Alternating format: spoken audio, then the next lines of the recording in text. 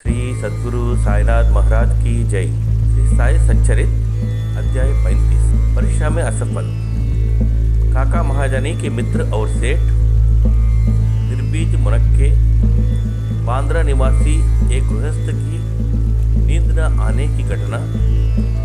बालाजी पाटिल नेवास्कर बाबा का सर्प के रूप में प्रकट होना। इस अध्याय में भी बुद्धि का महत्व ही वर्णित है। इसमें ऐसी दो घटनाओं का उल्लेख है कि परीक्षा करने पर देखा गया कि बाबा ने दक्षिणा अस्वीकार कर दी। पहले इन घटनाओं का वर्णन किया जाएगा। आध्यात्मिक विषयों में सांप्रदायिक प्रवृत्ति उन्नति के मार्ग में एक बड़ा रोड़ा है। निराकारवादियों से कहते सुना जाता है कि ईश्वर की सगुण उपासना केवल एक ब्रह्म ही है और संतगण भी अपने सादृश्य ही सामान्य पुरुष है। इस कारण उनकी चरण वंदना कर उन्हें दक्षिणा क्यों देनी चाहिए। अन्य पंथों के अनुयायियों का भी ऐसा ही मत है कि अपने सद्गुरु के अतिरिक्त अन्य संतों को नमन तथा उनकी भक्ति न करनी चाहिए। इसी प्रकार की अनेक आलोचनाएं साईं बाबा के संबंध में पहले सुनने में आया करती थी तथा अभी भी आ रही है। इसी का कथन था कि जब हम शिरडी को गए तो बाबा ने हमसे दक्षिणा मांगी। क्या इस प्रांतीय दक्षिणा ऐंठना एक संत के लिए शोभनीय था? जब वे इस प्रकार आचरण करते हैं तो फिर उनका साधु धर्म कहाँ रहा? परंतु ऐसी भी कई घटनाएं अनुभव में आई हैं कि जिन लोगों ने शिरडी जाकर अविश्वास से बाबा के दर्शन किए, उन्होंने ही सर्वप्रथम बाबा को प्रणाम कर प्रार्थना भी की। ऐसे ही कुछ उदाहरण नीचे दिए जाते हैं। काका महाजनी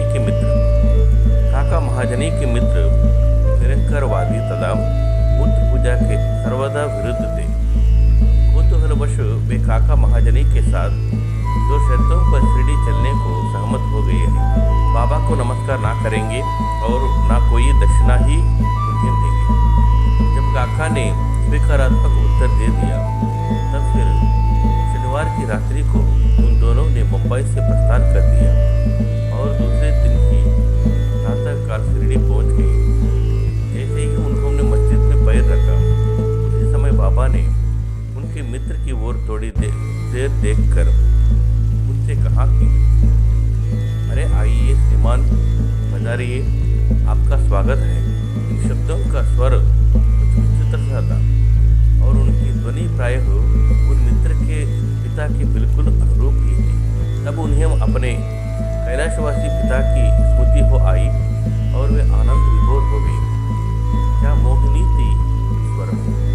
आश्चर्ययुक्त स्वर में उनके मित्र के मुख से निकल पड़ा कि निस्संदेह यह स्वर मेरे पिताजी का ही है। तब वे शीघ्र ही ऊपर दौड़ कर गए और अपने सब प्रतिज्ञाएं बोलकर उन्होंने बाबा के श्री चरणों पर अपना मस्तक रख लिया।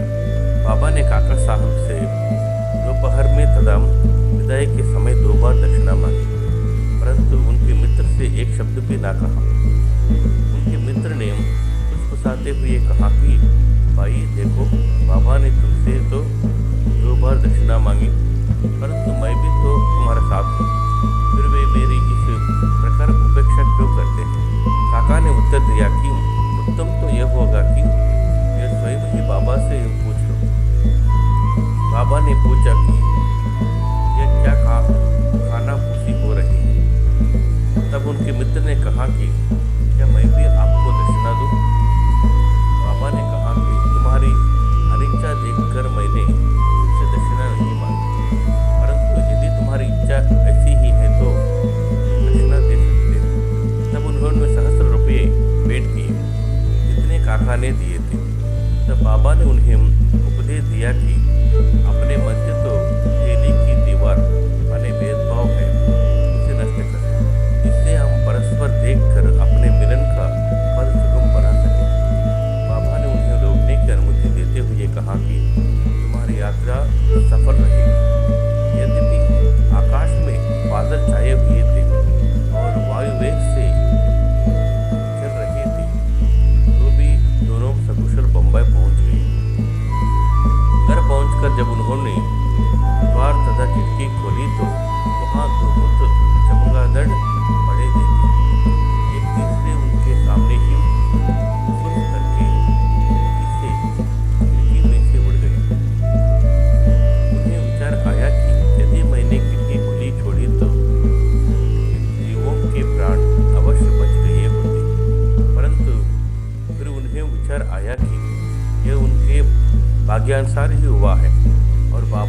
तीसरे की प्राणी रक्षा के हेतु हमें शीघ्र ही वहां से वापस भेज दिया है।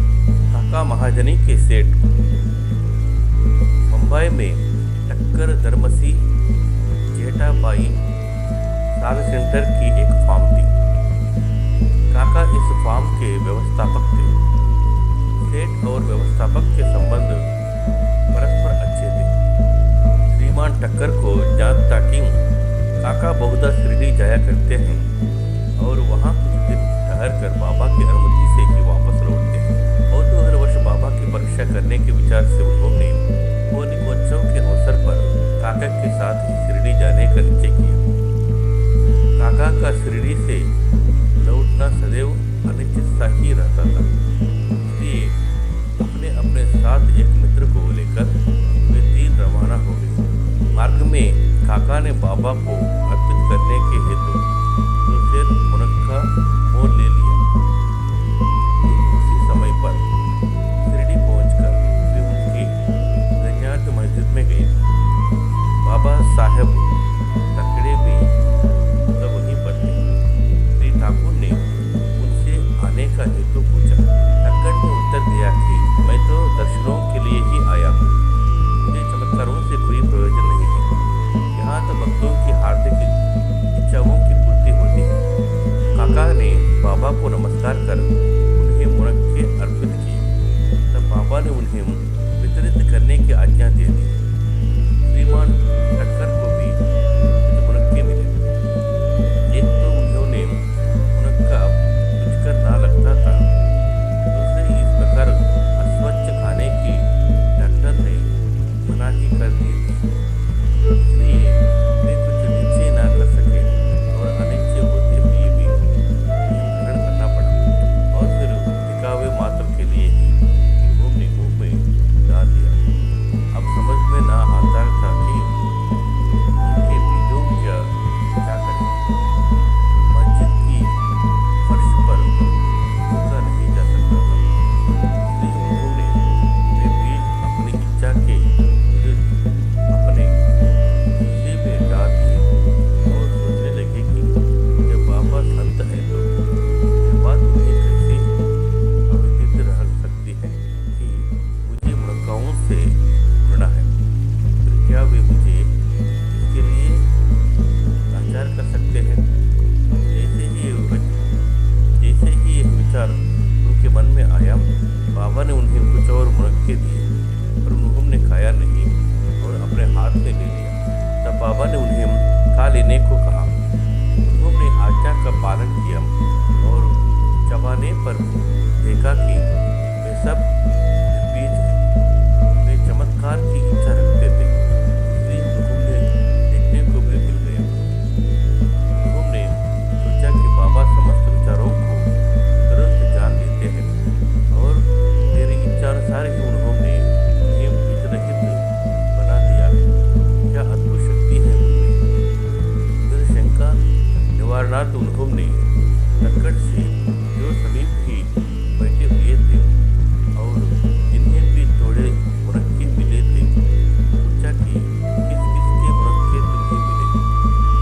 उत्तर बिना अच्छे बीजों वाले। श्रीमान टक्कर को तब और भी आश्चर्य हुआ। अब उन्होंने अपने अंकुरित विश्वास को दृढ़ करने के लिए मन में निश्चय किया कि यदि बाबा वास्तव में संत है तो अब सर्वप्रथम मुनक्के काका को ही दिए जाने चाहिए। इस विचार को जानकर बाबा ने कहा कि अब पुनः वितरण काका से ही आरंभ होना चाहिए। यह सब प्रमाण ही श्री टक्कर के लिए पर्याप्त ही थे। फिर श्यामा ने बाबा से परिचय कराया कि आप ही काका के सेठ हैं। बाबा कहने लगे कि ये उनके सेठ कैसे हो सकते हैं? उनके सेठ तो बड़े विचित्र हैं। काका इस उत्तर से सहमत हो गए। अपनी हट छोड़कर टक्कर ने बाबा को प्रणाम किया और वाड़े को लौट आए। मध्याह्न की आरती समाप्त होने के उपरांत वे बाबा से प्रस्थान करने की अनुमति प्राप्त करने के लिए मस्जिद में आए। श्यामा ने उनकी कुछ सिफारिश की। तब बाबा इस प्रकार बोले। एक संत की मस्तिष्क वाला सभ्य पुरुष था जो स्वस्थ और धनी भी था। शारीरिक तथा मानसिक भेदाओं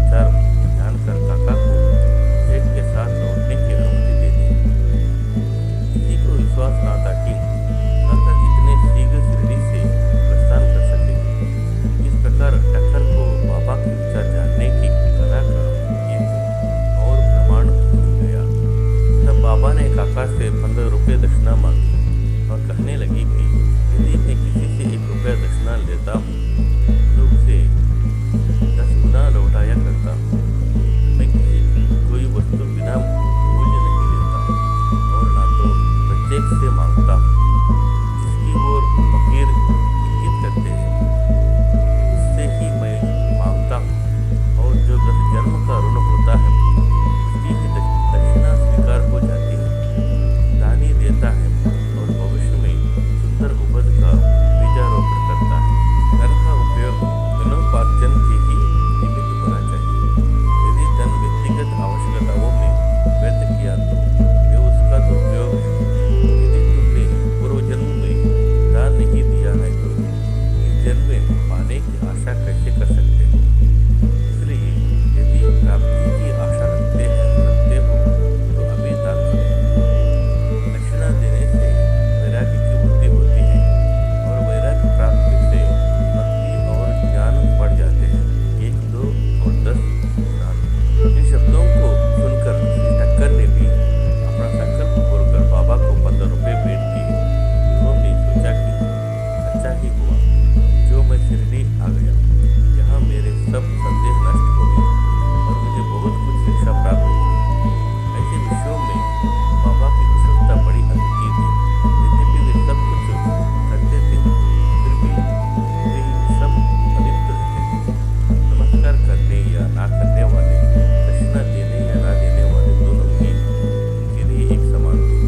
उन्होंने कभी किसी का अनादर नहीं किया। यदि भक्त उनका पूजन करते तो इससे उन्हें कोई प्रसन्नता होती। यदि कोई उनकी उपेक्षा करता तो न कोई दुखी होता। वे सुख और दुख की भावना से परे हो चुके थे। अनिद्रा। बांद्रा के एक महाशय कायस्थ प्रभु बहुत दिनों से नींद न आने के कारण अस्वस्थ थे। जैसे ही वे सोने लगते हैं उनके स्वर्गवासी पिता स्वप्न में आकर उन्हें पूरी तरह गालियां देने जैसे दिखाने लगते थे। इससे निद्रा भंग हो जाती और वे रात्रि भर अशांत महसूस करते थे। हर रात्रि को ऐसे ही होता था जिससे वे इन कर्तव्य विमूढ़ हो गए। एक दिन बाबा के एक भक्त से उन्होंने इस विषय में परामर्श किया।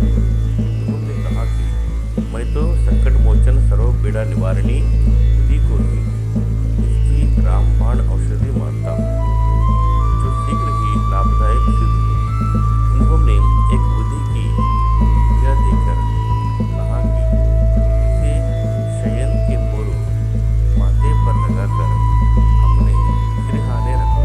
फिर तो उन्हें निर्विघ्न प्रगाढ़ निद्रा आने लगी। यह देखकर उन्हें महान आश्चर्य और आनंद हुआ। ये क्रम चालू रखकर वे अब साईं बाबा का ध्यान करने लगे। बाजार से उनका एक चित्र लाकर उन्होंने अपने सिरहाने के पास लगाकर उनका नित्य पूजन करना प्रारंभ कर दिया। प्रत्येक गुरुवार को वे हार और नैवेद्य अर्पण करने लगे। वे अब पूर्ण स्वस्थ हो गए और पहले के सारे कष्टों को भूल गए। महाराज जी पाटन निवासी ये बाबा के परम भक्त थे। ये उनकी निष्काम सेवा किया करते थे। जिन रास्तों से बाबा निकलते थे उन्हें वे प्रातःकाल में उठकर झाड़ू लगाकर पूर्ण स्वच्छ रखते थे। इनके पश्चात यह कार्य बाबा की एक परम भक्त महिला राधा कृष्णमयी ने और फिर अब्दुल। बालाजी जब अपनी फसल काट कर लाते तो वे सब अनाज उन्हें भेंट कर दिया करते थे। उसमें से जो कुछ बाबा उन्हें लौट देते उसी से वे अपने कुटुंब का भरण पोषण किया करते थे। यह क्रम अनेक वर्षों तक चला और उनकी मृत्यु के पश्चात भी उनके पुत्र ने इसे जारी रखा।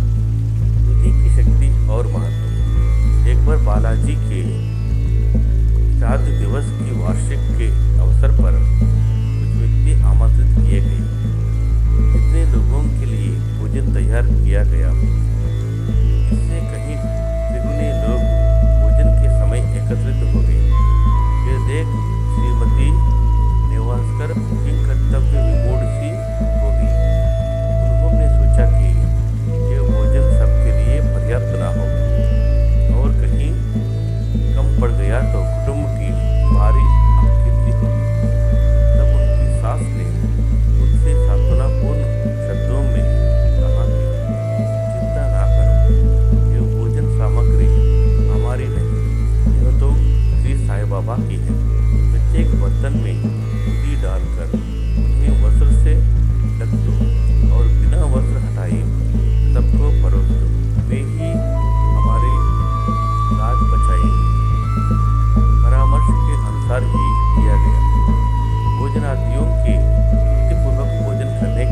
बाद भी भोजन सामग्री यथेष्ट मात्रा में शेष देखकर उन लोगों को महान आश्चर्य और प्रसन्न हुए।